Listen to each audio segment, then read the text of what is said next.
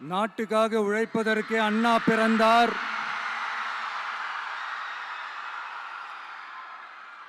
பொது நலத்தில் தானே நாள் முழுக்க கண்ணா இருந்தார் அப்படின்ட்டு எம்ஜிஆர் அவர்கள் ஒரு பாட்டு ஒன்று பாடியிருக்கிறாங்க, கேட்டிருப்பீங்க. அப்படிப்பட்ட நம்ம காஞ்சி தலைவர் அறிஞர் அண்ணா அவர்கள் பிறந்த மாவட்டம் தான் இந்த காஞ்சிபுரம் மாவட்டம்.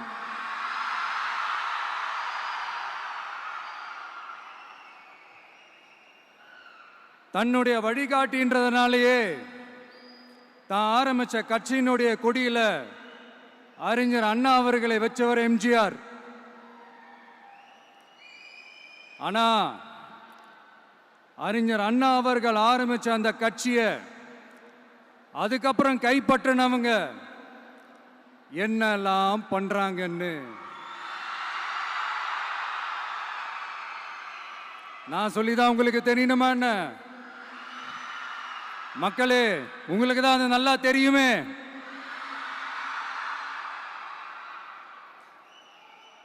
தனிப்பட்ட முறையில் எங்களுக்கும் அவங்களுக்கும் எந்த பிரச்சனையும் கிடையாதுங்க.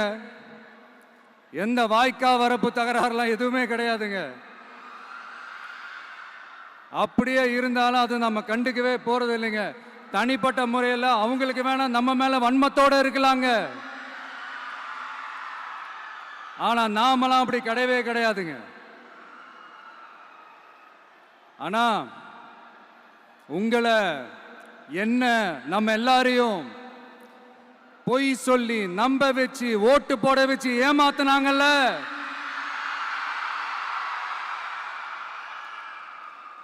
அப்படி ஏமாத்தி ஆட்சிக்கு வந்து நல்லது செய்யற மாதிரி நடிக்கிறாங்கல்ல, நாடகம் ஆடுறாங்கல்ல, அவங்கள எப்படி நம்ம கேள்வி கேட்காம இருக்க முடியும்? அதனால அவங்கள நம்ம கேள்வி கேட்காம விட போறதே இல்லை.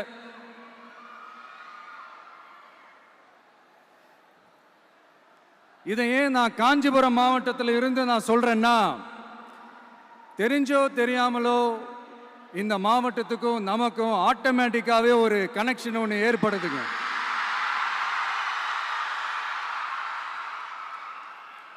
ஏன்னா நம்மளுடைய முதல் கள பயணத்தை தொடங்கினதே பரந்தூர்ல இருந்து தான். பரந்தூருக்கு போய் அந்த மண்ணில் நின்று அந்த மக்களுக்காக கேள்வி கேட்டதும் இதே அண்ணா அவர்கள் பிறந்த காஞ்சிபுரம் மாவட்டம் தான். இன்னைக்கு ஒரு பெரிய மனவேதனைக்கு அப்புறம் இந்த மக்கள் சந்திப்பு நிகழ்ச்சிக்கு வந்திருக்கிறதும் அதே அண்ணா அவர்கள் பிறந்த காஞ்சிபுரம் மாவட்டம் தான்.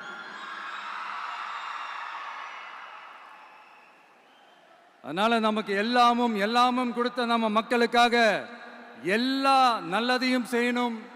அதுவும் சட்டப்பூர்வமாக செய்யணும், அங்கீகாரத்தோட செய்யணும், அதிகாரப்பூர்வமாக செய்யணும், ஒட்டுமொத்த தமிழ்நாட்டு மக்களுக்கும் செய்யணும், ஒரே மாதிரி செய்யணும், ஒரே எண்ணத்தோட செய்யணும்.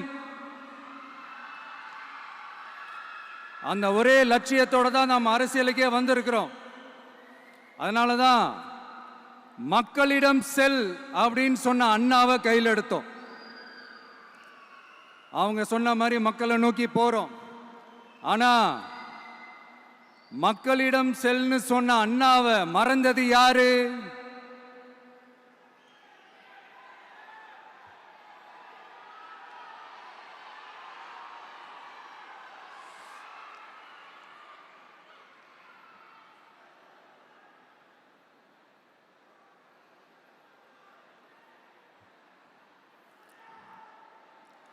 கொள்கையா? அதுனப்பா கிலோ என்ன விலை என்னன்னு கேட்கிற அளவுக்கு அப்படி ஒரு கட்சியை ஒன்று நடத்திக்கிட்டு அந்த கட்சியினுடைய தலைவர் தமிழ்நாட்டு முதல்வர் சொல்றாரு, நமக்கு கொள்கை இல்லையா? எப்படி? நமக்கு கொள்கை இல்லையா? பிறப்புக்கும் எல்லா உயிருக்கும்னு ஒரு அடிப்படை கோட்பாட்டை நம்ம கட்சியினுடைய ஒரு முக்கிய கோட்பாட்டை அறிவிச்ச நமக்கு கொள்கை இல்லையா? எல்லாருக்கும் எல்லாமும் கிடைக்கணும், சமூக நீதி கிடைக்கணும். அந்த சமூக நீதி உண்மையான சமூக நீதியா இருக்கணும். சாதிவாரி கணக்கெடுப்பு நடத்தணும்னு ரொம்ப ஸ்ட்ராங்கா சொன்ன நமக்கு கொள்கை இல்லையா? CAA அறிவிச்சதுக்கு அப்புறம் அப்ப நம்ம கட்சி ஆரம்பிக்கிறதுக்கு முன்னாடியே எதிர்த்த நமக்கு கொள்கை இல்லையா? வகுப்பு சட்டத்தை எதிர்த்து உச்ச நீதிமன்றத்துக்கு முதல்ல போன நமக்கு கொள்கை இல்லையா? நீட்ட வந்தா ஒழிச்சிருவேன், நீட்ட வந்தா அழிச்சிருவேன், ஆட்சிக்கு வந்தவனே ரத்து செய்யறதே நீட்ட தான், அப்படி இப்படின்னு கதையெல்லாம் விடாம கல்விய மாநில பட்டியல சேர்க்கணும்னு சொன்னதோட மட்டும் இல்லாம அதுக்கு ஒரு இடைக்கால தீர்வை சொன்ன நமக்கு கொள்கை இல்லையா? சமத்துவம் சம வாய்ப்புன்னு ரொம்ப ஸ்ட்ராங்கா சொன்ன நமக்கு கொள்கை இல்லையா? இப்படி கொள்கையை வெறும் பேச்சில மட்டுமே பேசிக்கிட்டு எல்லா கொள்கையும் அண்டர் கிரவுண்ட்ல அடக்கி வச்சுக்கிட்டு என்னமோ இவங்களுக்கு மட்டும்தான் எல்லா கொள்கையும் குத்தகைக்கு எடுத்த மாதிரி. இவங்க கொள்கையே கொள்ளை தானே. எப்படி? இவங்க கொள்கையே கொள்ளை தானே. இதெல்லாம் மக்களுக்கு யாருக்கும் தெரியாதுன்னு நினைச்சிட்டு இருக்கீங்களா?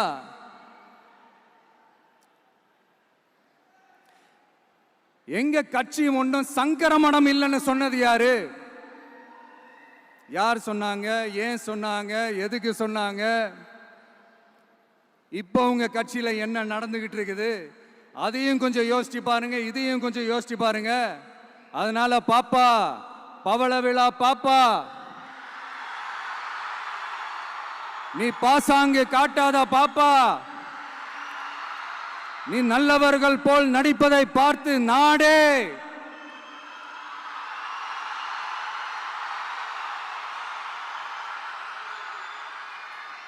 பாப்பான்னு சொன்னோம். அப்ப கூட பாத்தீங்கன்னா பாப்பான்றது ரொம்ப ஆசையா பாசமா சாஃப்டா தான் சொன்னோம். அதையே நீங்க அதிர்ச்சியா எடுத்துக்கிட்டீங்கன்னா அதுக்கு நாங்க என்ன பண்றது?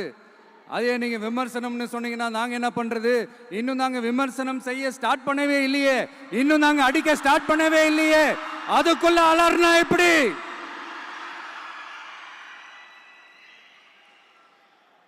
அதனால உங்க அரசவை புலவர்கள் யாராவது இருந்தாங்கன்னா கர்ச்சீஃப் எடுத்து அவங்க கண்ணீரை துடைத்து விடுங்கள். சரி, அது அவங்க பிரச்சனை, அவங்க பார்த்துக்கிட்டோம். நமக்கு எப்பவுமே மக்கள் தாங்க, மக்களுடைய பிரச்சனை பத்தி பேசுறது தான். இன்னைக்கு நம்ம காஞ்சிபுரம் மாவட்டத்துக்கு வந்திருக்கிறோம். இங்க மக்கள் ஃபேஸ் பண்ற அந்த பிரச்சனையை பத்தி நம்ம பேசி ஆகணும்.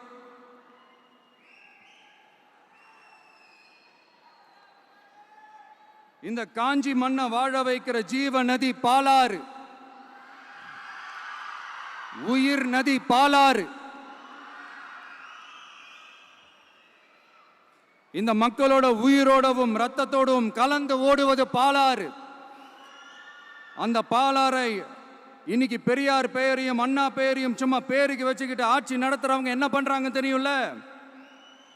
சுரண்டிட்டாங்க, கொள்ளையடிச்சிட்டாங்க, நாசம் பண்ணிட்டாங்க, மோசம் பண்ணிட்டாங்கன்னு இன்னும் என்ன வேணாலும் சொல்லலாம். ஆக மொத்தம் அழிச்சிட்டாங்க.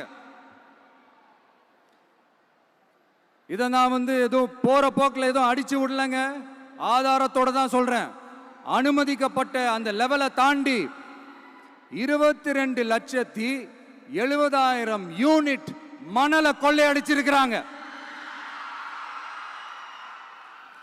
ஆக மொத்தம் இதுல அவங்க அடிச்ச கொள்ளை எவ்வளவு தெரியுமா? ரொம்பலாம் இல்ல, கம்மி தான். 4,730 கோடி. கம்மி தான் இல்ல?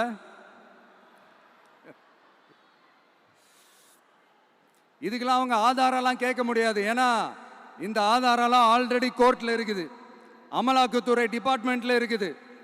அந்த டிபார்ட்மெண்ட்ல வேலை செஞ்ச சில நல்லவர்கள் அவங்க அடிச்ச அந்த கொள்ளையெல்லாம் தாங்க முடியாம வெளியில சொன்ன அந்த ஆதாரங்கள் இதெல்லாம் சம்பந்தப்பட்டவங்களுக்கு இன்னும் நல்லாவே தெரியும்.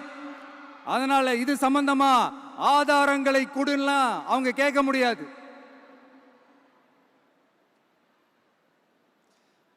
மணலை கொள்ளையடிச்சா நீர்நிலைகள் அழியும், ஏரி குளம் கண்மாய் எல்லாம் அழியும்.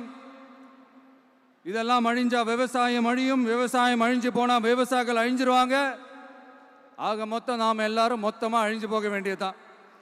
இப்படி மேலிருந்து கீழே வரைக்கும் ஒரு கட்சியை சிண்டிகேட் போட்டு கொள்ளையடிக்கிறத கேள்விப்பட்டிருக்கிறீங்களா மக்களே? இதே காஞ்சிபுரத்தோட உலக பெருமை நம்ம பட்டும் கைத்தறி துணியும் அதை தயாரிச்சு கொடுக்கிற கைத்தறி நெசவாளர்களும் தான். காஞ்சிபுரம் பட்டுன்னு சொன்னா உலகத்துக்கே தெரியும்.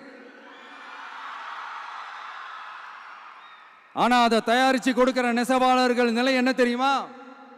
வறுமை, துன்பம், கந்துவட்டி கொடுமை. பட்டு கைத்தறிக்கு கூட்டுறவு சங்கங்கள் இருக்கு, பருத்தி கைத்தறிக்கும் கூட்டுறவு சங்கங்கள் இருக்கு. சுமார் 40,000 பேர் அதில் உறுப்பினர்களா இருக்கிறாங்க. அது போக சாய தொழில், தறிப்பட்டறை தொழில் இதை நம்பி 40,000 குடும்பங்கள் இருக்கு. ஆனா அவங்களோட ஒரு நாள் கூலி எவ்வளவு தெரியுமா? வெறும் 500 ரூபா தான். அதை கொஞ்சம் அதிகப்படுத்தி கொடுங்கன்னு போராடி போராடி பார்த்து ஒன்றும் நடக்கல. இதோட அவங்க கஷ்டம் முடிஞ்சுதா? வடகிழக்கு பருவமழை அந்த 500 ரூபா கூலிக்கும் வேட்டு வச்சிடுச்சு. எப்படி விவசாயிகள் டெல்டா மாவட்டங்களில் மழையால பாதிக்கப்பட்டாங்களோ, அவங்கள கண்டுக்காம எப்படி இந்த அரசாங்கம் கைவிட்டுடுச்சோ, அதே மாதிரி தான் நம்ம கைத்தறி நெசவாளர்களும் மழையால பாதிக்கப்பட்டிருக்கிறாங்க. அடுத்து இந்த காஞ்சிபுரம் மாவட்டத்தோட பஸ் ஸ்டாண்டு 60 வருஷத்துக்கு முன்னாடி கட்டினதான். அண்ணா அவர்கள் ஆட்சிக்கு வந்தப்போ கட்டியிருப்பாங்க போல. அது இன்னும் புதுப்பிக்க கூட முடியாம கேட்டா என்ன சொல்லுவாங்க? அந்த லேண்ட் வந்து கேஸ்ல இருக்குது. இல்ல நான் கேட்கிறேன், ஒரு கவர்மெண்ட்னால வேற ஒரு நல்ல இடத்தை தேர்வு செஞ்சு ஒரு பஸ் ஸ்டாண்ட் கட்டி தர முடியாதா?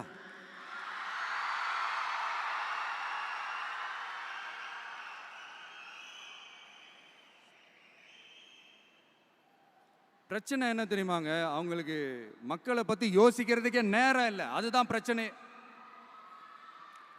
அடுத்து வாலாஜாபாத் பக்கத்துல அவலூர் ஏரி இருக்கு.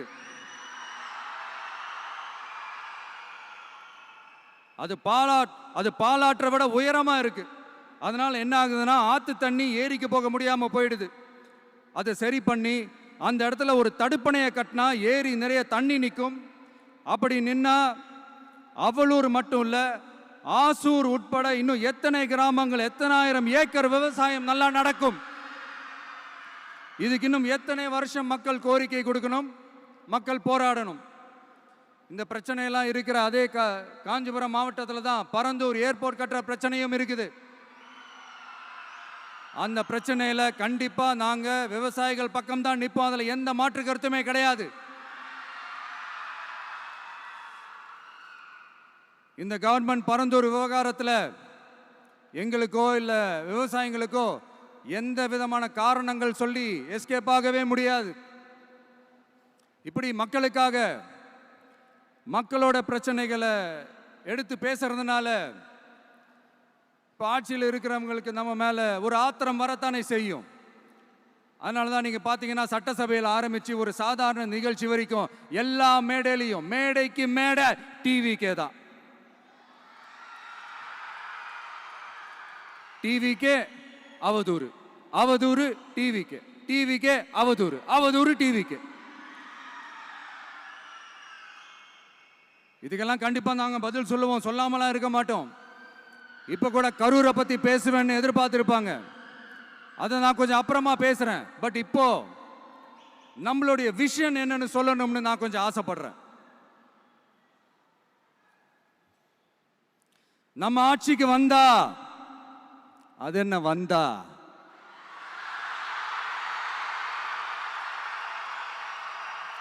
வருவோம். மக்கள் கண்டிப்பா நம்மளை வர வைப்பாங்க. மக்களுக்கான ஆட்சியை மக்களே விரும்பி வர வைக்கத்தானே செய்வாங்க. அப்படி மக்களால் அமைக்கப்பட போற நம் ஆட்சியில நம்ம என்ன செய்ய போகிறோன்றது அதுக்கான அந்த தேர்தல் அறிக்கையில் அதுக்கான விளக்கத்தை டெஃபினட்டாக கொடுப்போம். பட் அதுக்கு முன்னாடி ஒரு சின்னதாக லைட்டாக நான் கொஞ்சம் அதை சொல்லணும்னு ஆசைப்படுறேன். எல்லாருக்கும் நிரந்தரமான வீடு இருக்கணும்.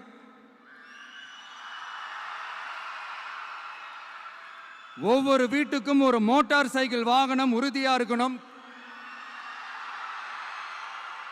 காரும் தான் லட்சியம். அதுக்கான வசதி வாய்ப்பை உருவாக்குற அளவுக்கு பொருளாதார வளர்ச்சிக்கு வழியை உண்டாக்கணும். ஒவ்வொரு வீட்டில் இருக்கிற ஒவ்வொருத்தரும் மினிமம் டிகிரி படிச்சிருக்கணும்.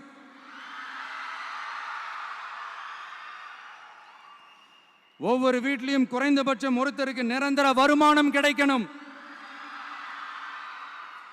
அதுக்கான வேலை வாய்ப்பை உருவாக்கணும்.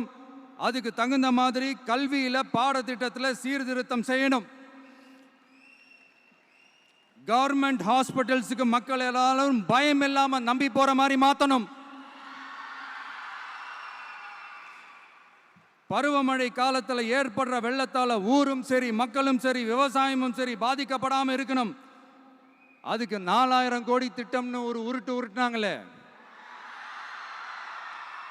அந்த மாதிரிலாம் எதுவும் இல்லாம உண்மையான ஒரு பாதுகாப்பு திட்டத்தை உருவாக்கணும்.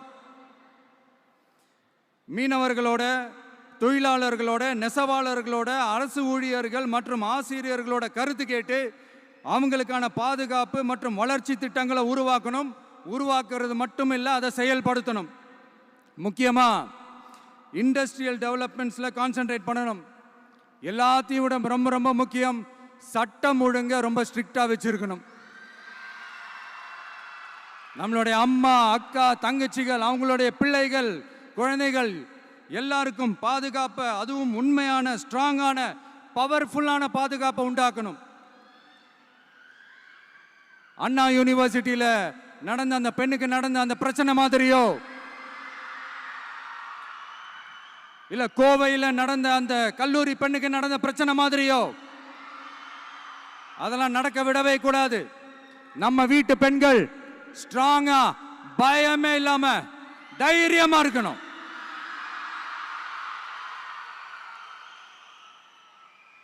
இதை எப்படி செயல்படுத்த போறோன்றது முன்னாடி சொன்ன மாதிரி நம்மளுடைய தேர்தல் அறிக்கையில் அதுக்கான விளக்கத்தை ரொம்ப டீட்டெயில்டாக கொடுப்போம்.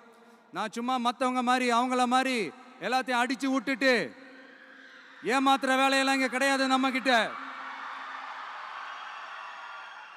நான் மறுபடியும் சொல்றேன், நம்ம அரசியலுக்கு வந்தது உங்களுக்கு நல்லது நல்லது நல்லது மட்டுமே செய்யறது தான். எங்களுக்கு வேற எந்த அஜெண்டாவும் கிடையாது. அதனாலதான் பாத்தீங்கன்னா கொள்கை எதிரி யாரு, அரசியல் எதிரி யாருன்னு திட்டவட்டமா சொல்லிட்டு அது வெளியே சொல்லிட்டு களத்துக்கு வந்திருக்கிறோம். அதுல எந்த விதமான குழப்பமோ எந்த விதமான ஊசலாட்டமோ எதுவுமே இருக்க போறதில்ல. இந்த விஜய் சும்மா எதையும் சொல்ல மாட்டான். ஒன்னு சொன்னா அதை செய்யாம விட மாட்டான். அது மக்களுக்கு நல்லாவே தெரியும். அப்புறம் ஒரு அதிசயம் சொல்ல முடியாது, இது ஒரு கண்டுபிடிக்க முடியாத ஒரு உண்மைன்னு சொல்லலாம். அது என்னப்பா, அது தற்குறியா?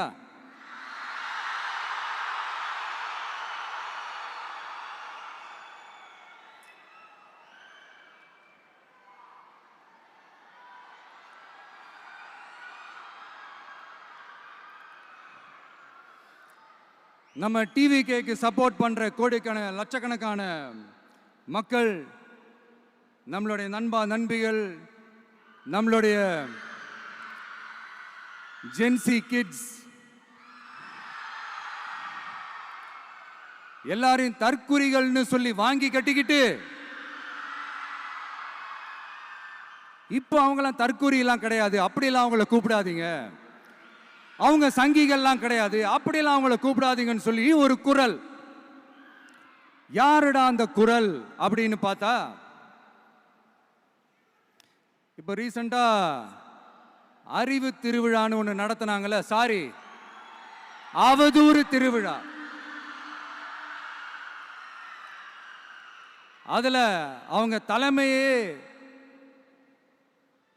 குழப்புற மாதிரி, அறிவு கண்ணை திறந்து வைக்கிற மாதிரி ஒருத்தர் பேசியிருக்கிறார்.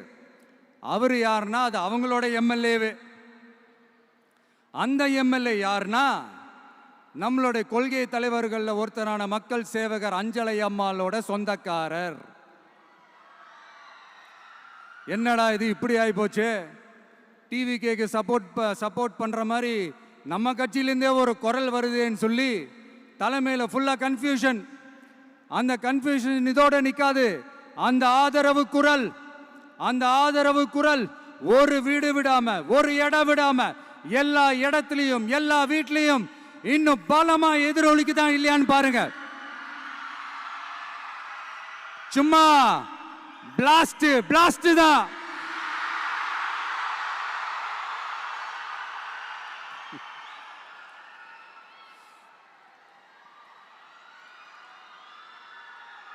இது இன்னைக்கு நேத்தெல்லாம் நடக்கலைங்க. 1972லயே நடந்து முடிஞ்சிருச்சு. எப்போ எம்ஜிஆர் அவர்கள் கட்சி ஆரம்பிச்சாங்களோ அப்பவே அது ஒரு கூத்தாடி கட்சி. எப்போ எம்ஜிஆர் அவர்களுக்கு பின்னாடி அத்தனை மக்கள் திரண்டு நின்னாங்களோ அப்பவே அது ஒரு கூத்தாடி கும்பல். நடிகர் கட்சின்னு சொன்ன ஒருத்தர் அதுக்கப்புறம் எம்ஜிஆர் கூடயே போய் சேர்ந்துட்டாரு. இன்னொருத்தர் இவரெல்லாம் ஒரு ரவுண்டு தாங்க வருவாரு, ரெண்டாவது ரவுண்ட்லாம் காணாம போயிடுவார்னு சொல்ல இன்னொருத்தர் அதுக்கப்புறம் போய் எம்ஜிஆர் கிட்டே போய் சேர்ந்துட்டார். ஸோ இந்த மாதிரி இவங்க 2 பேர் மட்டும் இல்லை, ஒட்டுமொத்த தமிழ்நாட்டு மக்களும் எம்ஜிஆர் அவர்கள் கூட தானே போய் சேர்ந்தாங்க.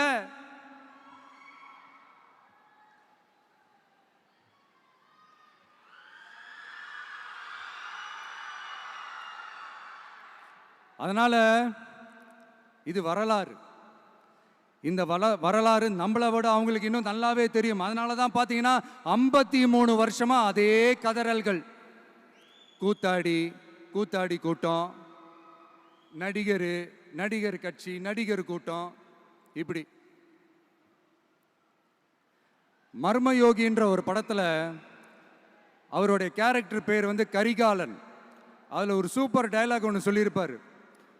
குறி வைத்தால் தவற மாட்டேன், தவறுமானால் குறியே வைக்க மாட்டேன்.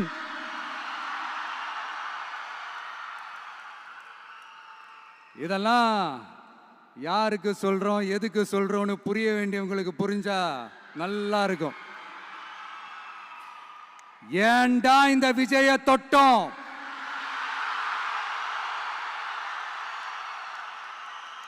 ஏண்டா விஜய் கூட இருக்கிற அந்த மக்களை தொட்டோம் நினைச்சு ஃபீல் பண்ண போறீங்க.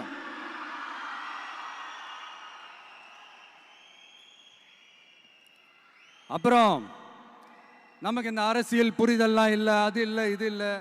அப்புறம் நான் கேட்குறேன், மக்கள் எல்லாரும் உங்களுக்கு தற்குறிகளா?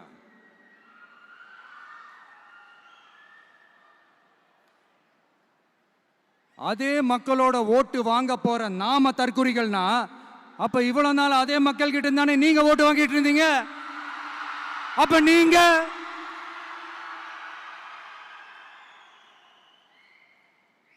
அந்த மக்களுக்கு நீங்க காட்டுற மரியாதையும் நன்றியும் இதுதானா? ஒண்ணு மட்டும் சொல்றேன், எழுதி வச்சுக்கோங்க. இந்த தற்குறின்னு சொல்றீங்கல்ல, இந்த தற்குறிகள்லாம் ஒன்னா சேர்ந்துதான் வாழ்நாள் பூரா விடையை கண்டுபிடிக்காத முடியாத அளவுக்கு உங்க அரசியலே ஒரு கேள்விக்குறியாக்க போறாங்க.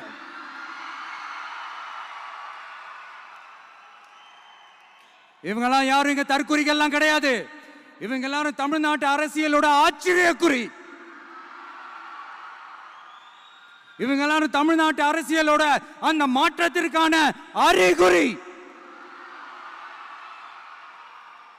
சும்மா லாஜிக்கே இல்லாம தற்குறி.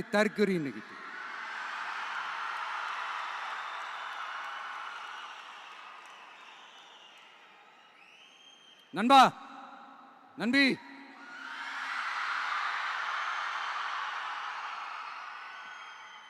எல்லா மேடையிலும் ரிப்பீட்டடா ஒரு விஷயம் நான் சொல்லுவேன்ல, இப்ப நீங்க சொல்லுங்க. ஒண்ணு, இன்னொன்னு, ரிப்பீட். ஒண்ணு. இன்னொன்னு, இந்த போட்டி எப்படி இருக்க போகுதுன்னா, மக்களோட மக்களா நிக்கிற நமக்காக மக்களே டிசைட் பண்ணி போறாங்க. My dear sir, my dear uncle,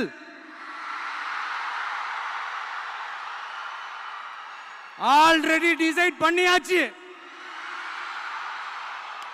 கான்பிடென்டா இருக்க மக்களே, நல்லதே நடக்கும், வெற்றி நிச்சயம். மீண்டும் சந்திக்கும் வரை நன்றி, வணக்கம்.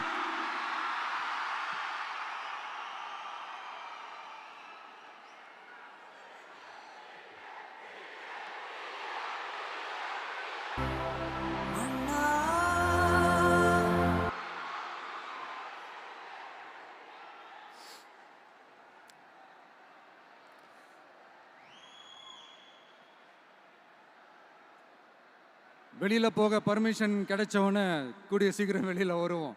அதனால தான் இப்படி ஒரு ஏற்பாடு. எல்லாரும் இருந்து சாப்பிட்டு போகணும்.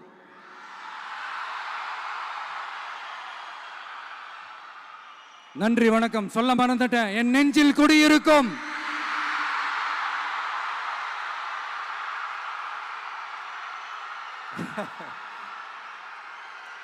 Sorry, slip my mind.